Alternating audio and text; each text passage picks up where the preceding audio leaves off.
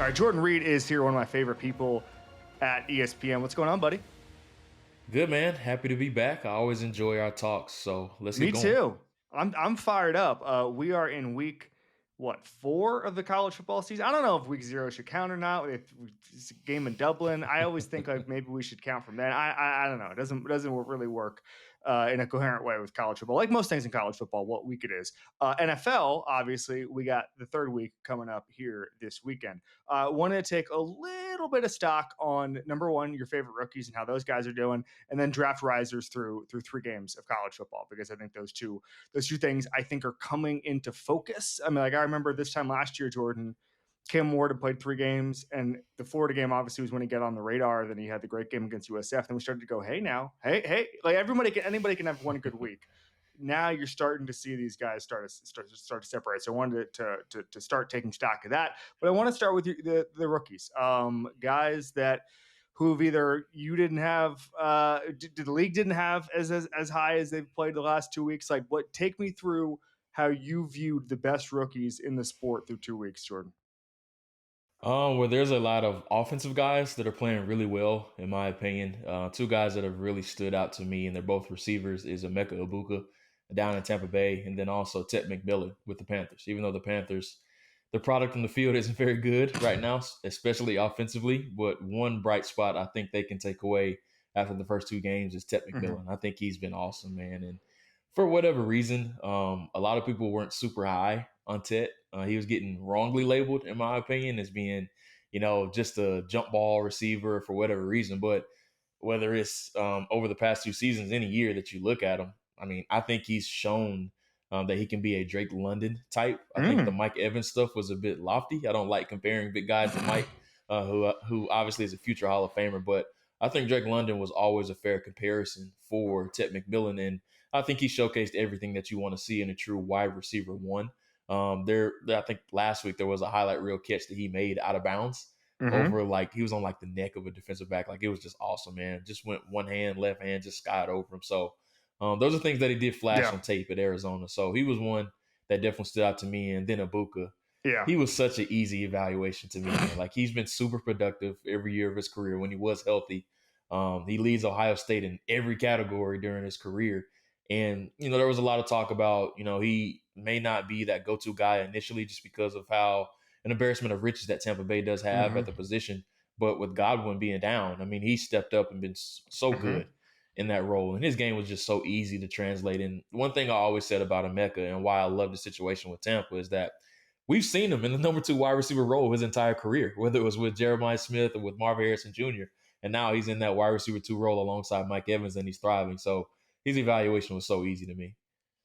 It's interesting. Egbuka is like, sometimes this can be a very simple sport, man. If somebody rewrote the receiver record books at Ohio State, just draft him. Like, just draft him. And Right. Jason Light, it just feels like Jason Light specializes in that. Like, I know it sounds so reductive, but like everybody's always like draft good players, and it sounds like a joke, right, or a meme. Jason Light's like, yeah, okay, this guy, the tape flashed. The athleticism that they test is, matches up with what they saw. You're not going to take bad athletes, but you're also just going to take the guys who are productive in college and know how to win. And I just feel like Jason Light, Chris Long and I talked about, he called it, a real program. Like, it feels like that, where they just get these guys in. And I know it sounds like Monday morning quarterbacking, but like, there's so many picks that they have, Jordan, where you're just like, of course that they took them, and of course it worked. And I mean, that's what the best GMs do. Like Howie Yes. Roseman does it. We see it with Jihaad Campbell right now, Yeah. how well he's playing. The Ravens have historically always done that. Just take the best players available, and Tampa has done that ever since Jason Light has been there. So I always felt that that the best GMs just take the best players available, and they don't really worry about if they're already strong at that position, because at the end of the day, the draft is all about hits and misses. I'm going to take that player that I feel most confident in hitting on, and that's what Jason Light has done over the past few years. I completely agree with you. Real quick on Ted McMillan, I've been really disappointed in Bryce Young. And I think Ted Yeah. McMillan looking good is separate from this. I thought Bryce Young was taking another step. I don't know if it's going to happen. I don't know if it's going to happen. Like, I don't know how else to say this. I don't know if it's going to happen. And one thing that I think the Panthers did a nice job of, Jordan, is you're in Charlotte, right? You Yeah. tapped in? Are you tapped into the Charlotte market? All right. Yeah. So Yeah. one thing I'll say is, like, it's not like they're all in on Bryce Young, right? It's not like they've mortgaged their future or anything. They've all, since Dan Morgan got there and Dave Canales, it's been a very self-aware rebuild is the phrase people have used, and I've stolen that. But like, if Bryce Young isn't the guy, I don't think it's the kind of thing where it's going to be fatal to the organization. There's going to be a runway here, and there's still some talent there. No, I agree. I love what they did this offseason, honestly. I love the investments that they've made along the defensive line. I think they got some good pieces in the secondary, bringing Trayvon Morrig over from Las Vegas. I think he's been a really good addition as well. The one position I do think they need to address very aggressively is linebacker, just because they're not very good on the second level of their defense right now. So they do need to get better at linebacker. But offensively, I think they have a ton of pieces. We talked about Ted McMillan already. I think their backfield is really good with Chuba Hubbard. And then a host of other running backs that they have there in the offensive line when they're healthy. I think they've been okay. Yeah, that's been one of the strengths of the team. But now the health, now they have two guys down already. Right. Robert right. Hunt, who was awesome last year, tears his pec. That's what I was going to say. Especially with the smaller quarterback, you need the interior of that pocket being really firm for a smaller quarterback. That's what really makes me worry now for Bryce Young. Yes, I worry for Bryce Young and I worry about Bryce Young. Those are two extremely bad ingredients there.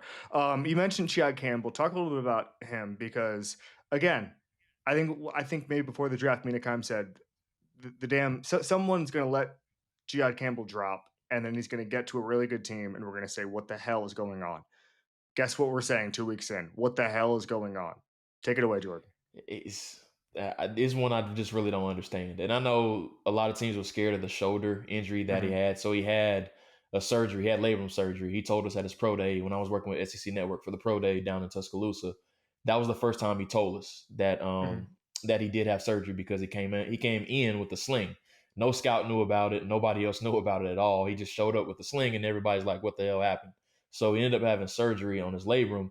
And the expectation initially was that he is not going to be back until October, which is something that he actually said. So he was way ahead of schedule. And lo and behold, the team that took a chance on him was the Philadelphia Eagles. They actually traded up a spot to get him. So good thing for him. He fell into a great situation. But just from a talent perspective, I just don't understand it, Kevin. Like, this is a guy that was the complete package at linebacker. He's 6'3", 235 pounds. He not only is consistent on the second level, but he had great tape as an edge rusher as well. So he can contribute as a defensive end in late down situations. He's very aggressive at the point of attack. He's super physical, and he's very young as well. So as you can see, he just continuously checking boxes. But the one reason that he fell to the second to last pick in the first round was because of the injury. If I was a team that needed linebacker help, I still would have took a chance on Jihaad Campbell, because it's not like it was an ACL or a concussion or anything like that. We're talking about a labrum. And I know a labrum is a big deal for a linebacker, but we've seen guys come back from labrum tears in no time. So great situation for him to be in, playing opposite of Zach Bond. Both of those guys have been incredible to start the year. But once again, a great situation for Philly. Howie Roseman's just batting 1,000. Ever since he missed on Jalen Reagor, man, he's just been on an absolute tear. He's been on demon time. He's been on a heater since he missed on Reagor. Kids, this is a PSA. Don't talk about, if you're going to get drafted, don't talk about your injury. Don't do it. Like, don't say you might not be going full health until October. Miles Jack, famously, day before the draft, he's just at one of these. I used to go to him.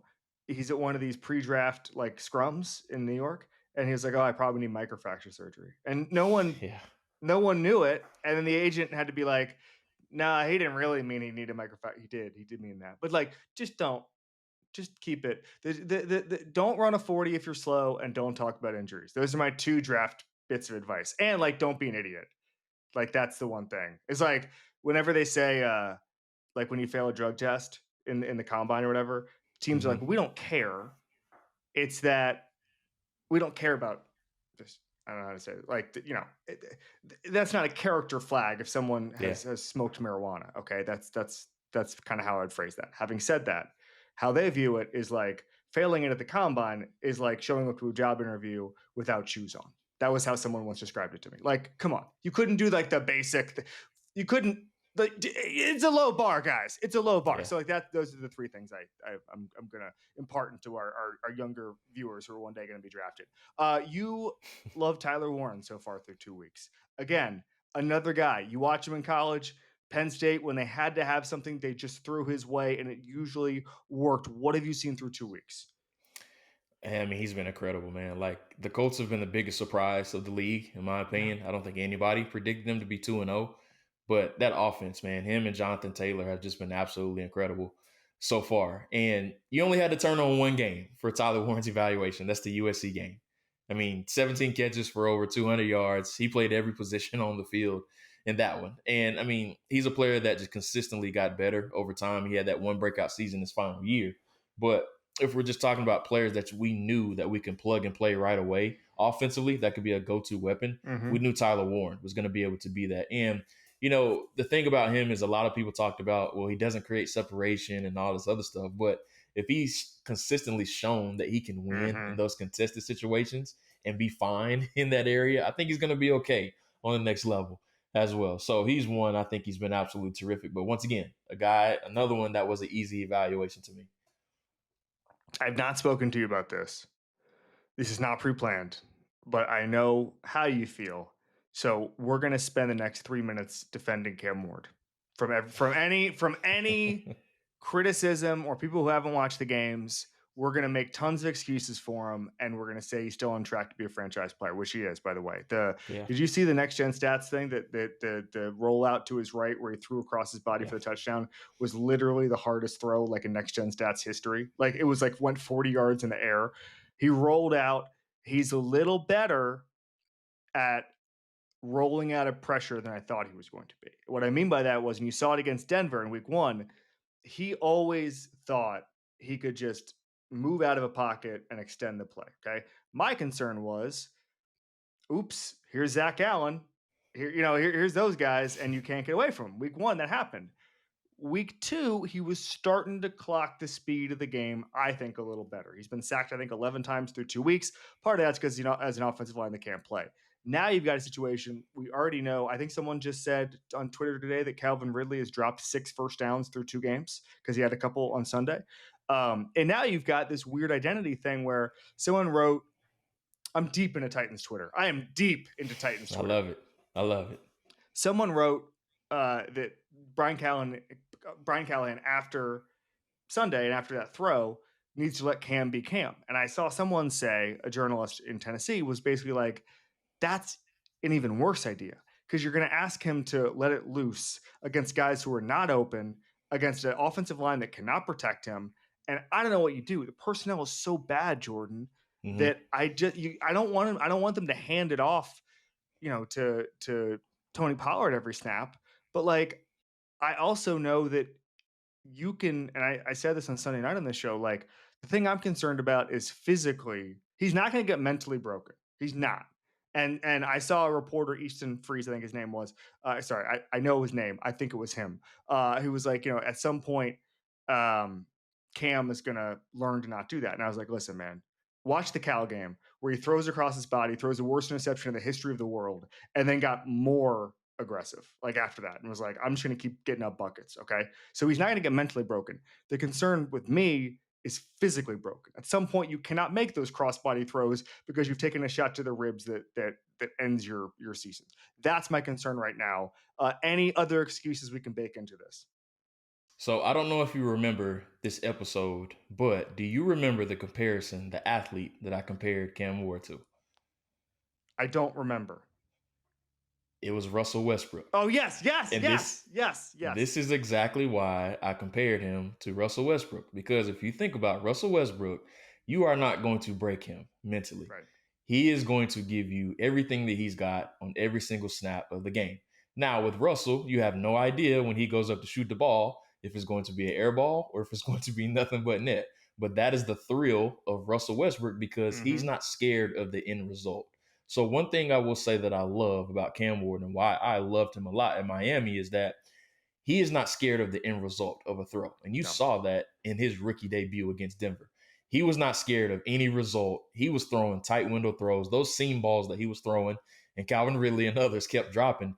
He consistently came back and made those throws as well. So I don't think you're ever mentally going to break Cam. Now, physically, that's another discussion. I am there with you. But with Cam, I think the positive sign for him is that his confidently, he's going out there and slinging it down in and down out. And for him to even attempt that type of throw all the way back across his body, that goes to show you, once again, he's not scared of the results of plays. So I think that's a very positive for Tennessee. But they got to get him some pass catchers, man. Like Ayo Manor, I think he's going to be a really good player for them. Calvin Ridley, of course, we know he's the a bona fide wide receiver 1, but they got to get him some true pass catchers in there as well. Was a bona fide number 1. I don't know. He's extremely in doubt at the moment. Yeah. I saw, if you saw it, he was falling to the ground on Sunday and he threw the ball up and he found a guy for a first down. And someone made the point. And by the way, he did that all the time in Miami. He did. Someone made the point that Cam Ward is playing like Will Levis, but it works. Like Will Levis would try to do all this crazy stuff and throw the worst interception of all time. Cam Ward does all the crazy stuff, but it's like completed first downs. And that to me is a really funny way to put it. And I completely agree. Real quick, I didn't ask you this beforehand, but is there anybody where either usage wise or whatever you've been through 2 weeks, you're disappointed in rookie wise in the NFL? Anybody on your radar yet? I mean, the obvious one is Ashton Jeanty, in my opinion, just because they just can't block for him up front. Right. So I think it's very premature to say this, but I think the Raiders, looking back on it, they maybe should have taken the offensive lineman before the running back, whether that's Armand Membu, Will Campbell, Kelvin Banks, whoever it is, especially with that right tackle position being such in question for them right now. I think for them, they may have, not saying they regret it, I shouldn't say that, but they may look back on it now saying maybe we should have built up the offensive line before taking the running back, even though I think Jeanty was definitely a blue chip type of prospect. But it's a Saquon in New York situation of where it doesn't matter how good that guy is. If he doesn't have anybody to block for him, then it doesn't really matter. So, I mean, I'm not disappointed in Jeanty. I'm disappointed in how they've kind of deployed him and been unable to block for him. I agree. I thought it was bad on Monday. And the pass pro is better week 1 than week 2, but that's obviously an important part of it. So a long way to go with Jeanty there. All right, draft risers, let's do it. I'm gonna give you the floor. I'm not gonna pry and make you say the name I want you to say. You've independently. You already know where I'm going. This is not a Miami Hurricanes podcast. You've not been forced to say this. Who's your number 1 draft riser so far? I mean, it's an obvious one, man. It's Reuben Bain of Miami. He's been absolutely incredible, Kevin. And I tweeted this out, and it made Miami Hurricanes Twitter go crazy. Everybody started quote tweeting it and retweeting it. But I said, from a down-to-down perspective, there hasn't been a player that's had a bigger impact than Reuben Bain. And I was talking about offensively and defensively as well. Like his impact, whether it's against USF, week 1 against Notre Dame, whatever rep that you want to turn on of him, he's been absolutely phenomenal, man. And the big thing with him was, could he stay healthy? That is the one question that everybody had about him. There wasn't a talent question or anything like that with him. It was, could he stay healthy and put on tape what he showed early on in his career? Early on in the season, he's exceeded my expectations. He was already a top 10 prospect for me, barring his health. I believe he was number 8 on my big board initially. But barring health, is he going to be able to show what he showed early on in his career? But the thing that stands out to me about him is just his power. He has rare power, man. And it's like when he sets the edge, offensive linemen turn into scorpions. That's the best way I can turn. That's the best way I can describe it. Their neck snaps back and he almost takes them off their feet. I still feel sorry for those poor USF tackles, man. They were struggling to block him. And it wasn't just a pass perspective. It was a run game perspective too. But when he's able to shock and shed, it's rare power for him. So he's been a huge riser for me, man. He's exceeded my expectations so far. The Notre Dame game was amazing because if you watch some of the clips, the right tackle, I don't use this loosely. I'm not joking around. It looks like he forgot how to play because he was just ignoring the fundamentals. He was just doing jumping jacks, just I'm going to make myself big. I swear to God, like a bear's, what you're supposed to do when a bear or a tiger is coming at you. I'm going to make myself big, hope that it takes a while for him to either get around me or through me. And that's all I can do. I cannot block this young man that it felt like that. And he can get away. He can get around you. He can get through you. He just puts the shoulder in, famously. I believe it was Tim Hasselbeck he played Clemson his freshman year. That was his big coming out party. And he moved Clemson's right tackle. He just moved him. He just said, okay, enough of you. I'm moving you, and I'm going to go get the game-winning sack. Or a huge sack. They end up going to overtime. And Tim Hasselbeck just laughs and goes, this is Reggie White. Like, this is, I don't know how else to describe this. This is Reggie White. Like, nobody else can just say, shoulder, get out of here. I'm going to go get the quarterback. And Reggie White was 6'5", 300. Reuben Bain is 6'3", 275. So they're different. I've seen Nate Tice, maybe supercharged Brandon Graham would be body type wise. Does his body type lend itself to being first overall? Like, is it, does he drop 5 spots because he's not 6'5"? I don't know. I'm asking the draft guy. So and just talking to scouts, like when I'm traveling the country at these games, I always ask them about a couple guys that aren't actually playing in the game. The big debate about Bain is going to be exactly where do you play him? Like, do you beef him up and you put him as a 3 technique, or you just let him play 5, like what he's been doing at Miami, and stay how he is? So that's going to be the big debate about him. But once again, a lot of people overanalyze some of these players, and there's so many breadcrumbs and evidence that you get leading up to the draft.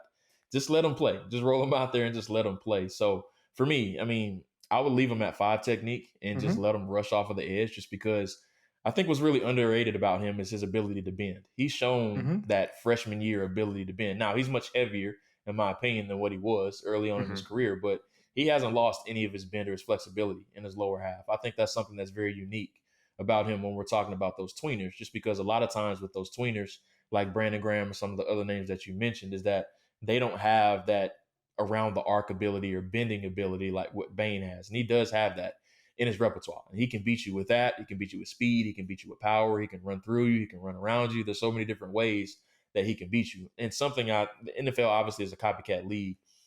Those power rushers translate so much easier now than some of those guys that have a full arsenal of moves. And Jared Verse is a great example of that. And, him and Verse are completely different, but just talking about from a power element and how that translates right away. So for me, I mean, I definitely think he could end up as a top 10 overall pick, just because of a lot of people question exactly where he's going to play. But once again, just turn on the tape and just look at this guy. He's been the best player overall in the country. So, I mean, for me, he's going to be a top 5 prospect when my new big board does come out. I love that. All right, let's get to some other prospects.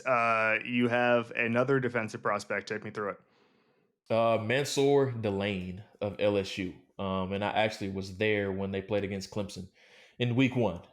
At the time, was a very hyped up game. Yeah, I was going to say. Does he have tape against any good teams? Yeah. So just speaking to a source before the game, and I just asked him, like, why did he leave Virginia Tech? And, like, why is he so much better now? And they were saying, basically, he just got bored and felt like he maxed out his potential at Virginia Tech. He didn't have any competition outside of Dorian Strong, who is, I believe, starting for the Buffalo Bills right now as a 5th-round pick. So outside of Dorian Strong, he just didn't have anybody else to push him. And we're seeing now how Virginia Tech is basically not very good. And so he just didn't have anybody in the building personnel-wise to really push him and maximize his ability. But now at LSU, he has a certain standard to live up to. He's working with who I think is the best DB developer in the country in Corey Raymond, who's absolutely fantastic. You can just look at his resume of the defensive backs that he's been able to develop. Yeah. So now we're seeing Gators fired him. They didn't need him. They're good. They're all set. Need him, right? We're good in Gainesville. Didn't need him. But it's just a combination of Corey Raymond's tutelage, and then also him having to live up to a standard, and then also reaching his full potential now as well. And, coming into the year, a lot of people thought he was going to end up being a day 2 pick, but now I definitely think he's in the round 1 discussion without question. He's been absolutely terrific. He's only given up, I believe, like 2 catches for 40 yards this year total, and one of them came on like a 20-yard completion. Yeah.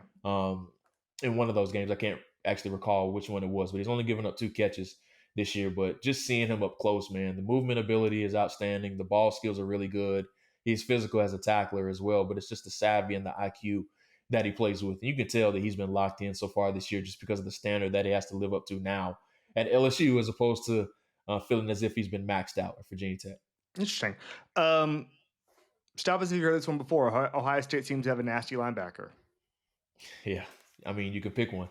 There's 2 of them, Sonny Styles and then also Arvell Reese. But the one I've been most impressed with is Arvell Reese, man. Like, He's one of those dudes he has like that action figure build. He's 6'5", 245 pounds. But when you see him on tape, you're like, my God, like, how is this dude this athletic at that size?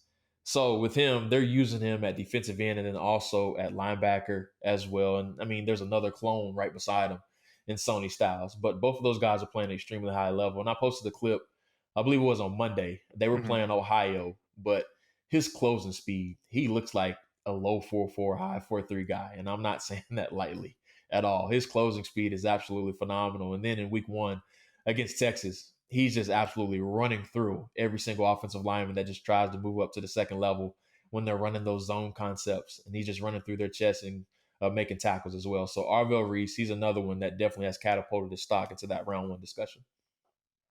Quarterbacks. So it's not who we thought. Nussmeier has not shown me nearly as much as I thought. I was not high on Cade Klubnik, so I remain not high on Cade Klubnik. Arch, whether or not he was ever going to come out is a different discussion, but not a top first overall type deal guy right now in the first few weeks. It's not the conversation we thought we were having about any of these guys.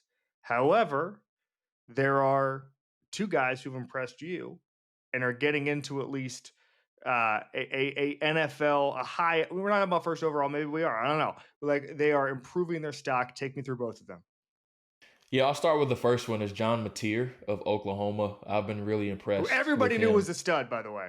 Yeah, without question. I mean, just get quarterbacks from Washington State. Nowadays, they're going to climb up the draft board. Yeah, they did. Arbuckle was running some really, really good stuff. But I think it's just a match made in heaven with both of them already having experience with each other. And then also John Mateer just being able to cut it loose nowadays at Oklahoma. And they needed this type of resurgence at the position just because they've been struggling to really find that guy after the whole Jackson Arnold thing didn't really work out for them. So there was a lot of room for improvement at that position. And then Venables, this was a make or break year for him to me. And they've gotten off to a really good start. So he's been able to breathe a lot of life into that program, but also he fits that mantra that Oklahoma loves, that undersized, gritty gunslinger guy that they've always had, whether it's Kyler, Baker. You just go down the list of some of the quarterbacks that they have had over the past 5 or 10 years or so. He just definitely fits into that mantra that they have. But what I love about Mateer is that he just has that gunslinger mentality. And there's nothing like we talked about with Cam Ward. He's just not afraid of the results. But there's times throughout games, and I actually wrote this in my notes. So I go back and watch these quarterbacks every Sunday and Monday. I go through and watch all these guys. With Mateer, there's like a little voice in his head that says, watch this before he throws. So he had one throw against Temple. You may have seen the clip floating around. He just does like the Jordan logo in the air before he throws the ball. So he jumps up, there's no feet on the ground, and he just throws the ball and ends up being a completion.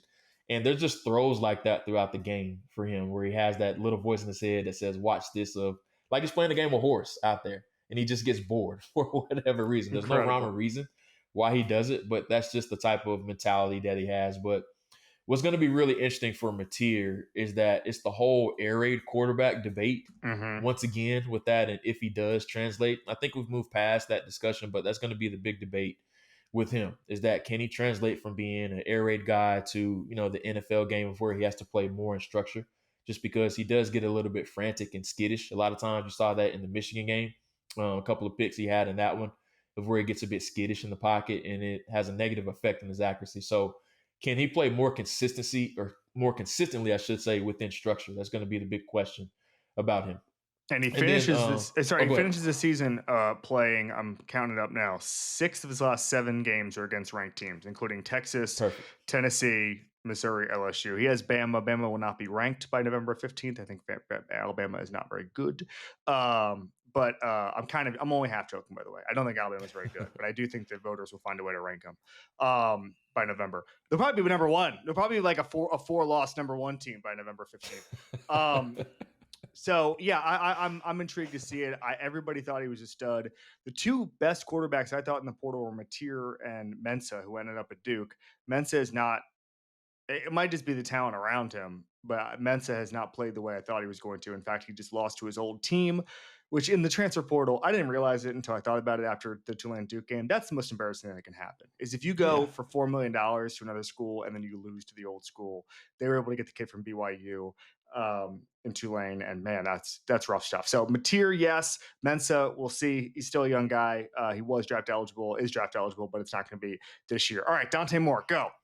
Yeah, good player, man. Like, he was on my radar coming into the year, and I don't think we see him until 2027, in my honest opinion, just because he's only a one-year starter. But the stuff that he's putting on tape, 20 years I think old. I think he's been the most consistent quarterback in the country. But there's some big-time throws that he makes on tape. Northwestern, I thought he was really good in that one. There's been, Oklahoma State, they absolutely destroyed them. And he made a lot of highlight throws in that one as well. But that wide open, high octane offense that they're running there, he's really able to showcase his arm. He had a great throw against Northwestern down the seam to Kenyon Sadiq, the tight end there, who's absolutely phenomenal too. Those are some of the big time NFL types of throws that NFL teams love to see. But as far as from like a polish standpoint, he's an early round guy without question. You can see that already. It's just the sample size is still really small. And I try not to get overly excited now about those guys with that small sample size. So I'm kind of taking a wait and see approach with him. But man, the early returns in his first year of a starter has been absolutely incredible.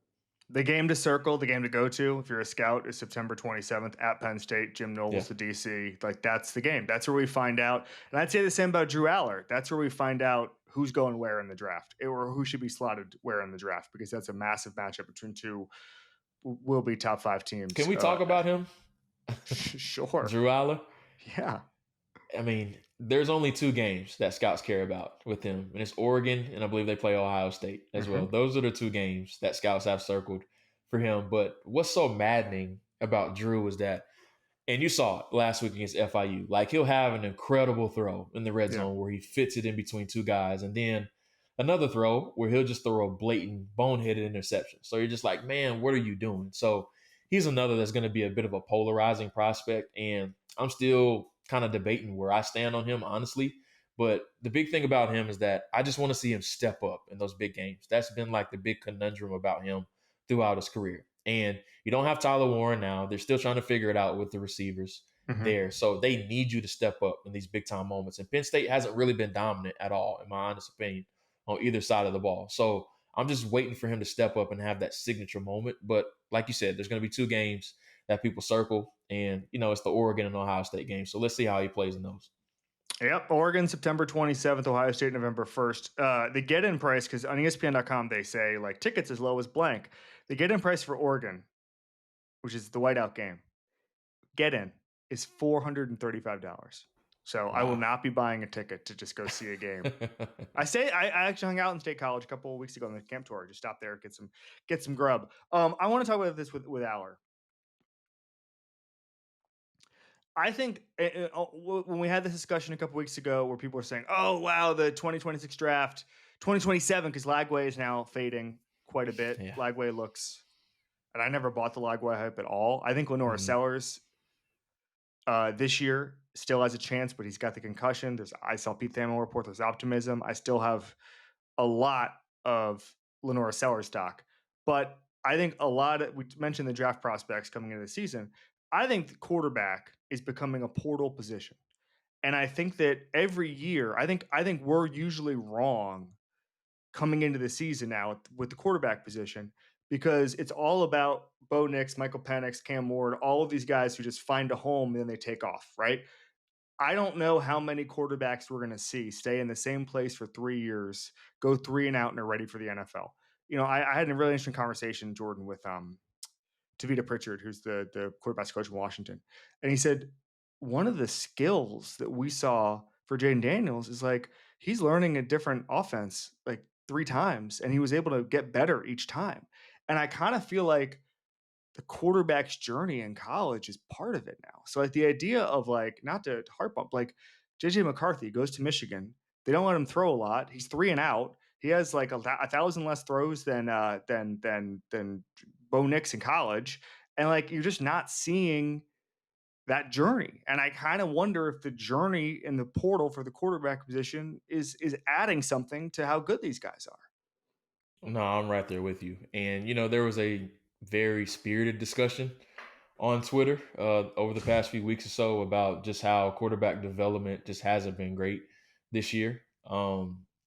But I will say that there's a lot of reasoning behind that. I think the signal-based offense has really killed a lot of quarterback development. And what I mean by that is guys are Looking just over to the looking sideline. to the sideline and watching these guys every week on tape, you see it.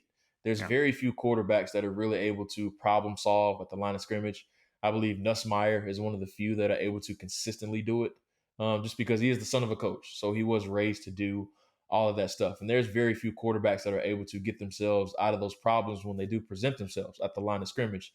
So that's something that is definitely happening with quarterback play. Nussmeier does have his own issues after the snap, by the way. Oh, Before absolutely. the snap, I'm just talking about pre-snap with how he's able to get himself. Hey, look at linebacker. He'd be great to throw to. Yeah, he's still, the Florida game especially, he had a bunch of those. I had such high hopes for him because he gets rid of the ball, Jordan. I just like guys who get rid of the ball. Just throw the freaking ball. Lagway, exactly. I'm sorry. I said it over the summer. I said it on Feinbaum. Lenore Sellers needs Lagway's publicist because I didn't understand it. Lagway has a 9-9 touchdown interception ratio last year against FBS teams. He had that game against Samford where he had 3 or 4 touchdowns. And then you got people saying he's the best quarterback in the country. And even at the end of the year, he plays against Tulane, Jordan, and he's just throwing to linebackers in basic zone coverage. And I'm looking at this and I'm saying, is anyone watching? Am I the one watching this? Am I imagining this? Like, it just felt like that kind of game. Like, I didn't expect Nathan Peterman like we saw on Saturday, but like he turns the ball over. He throws to linebackers. Like I never saw it.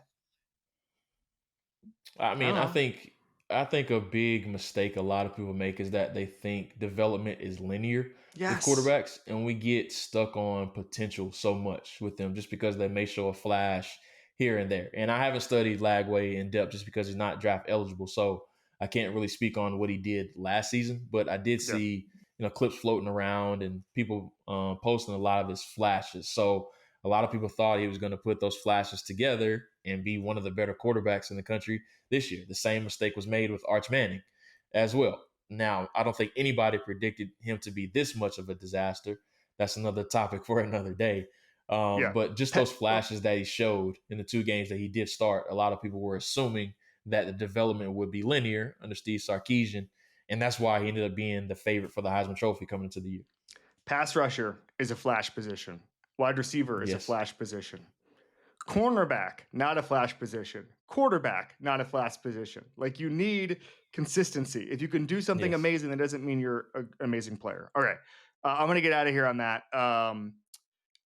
This was great. We're gonna check in with you in a few weeks or a few months and get your updated scouting reports. You're going to USC tomorrow. What are you looking for? They have a couple receivers that are really good. Jacoby Lane, who I'm super high on, big, tall, long, go up and get it type of receiver, vertical threat. He's actually my 2nd-ranked receiver in the draft right now behind Jordan Tyson. I'm that high on him. I like him quite a bit. Mekhi Lemon is another that I'm very high on as well. I believe he's my 3rd or 4th receiver on my big board too. So USC is loaded. They have a running back who's climbing up boards named Reuben Jordan. He's not a household name right now, but he probably will be at the end of the season. So USC is absolutely loaded. And then on the opposite side, Michigan State quarterback Aiden Childs. I'm interested to get an up-close look at him. He's one that's shown some flashes, playing much better so far early on this season. Thank you, buddy.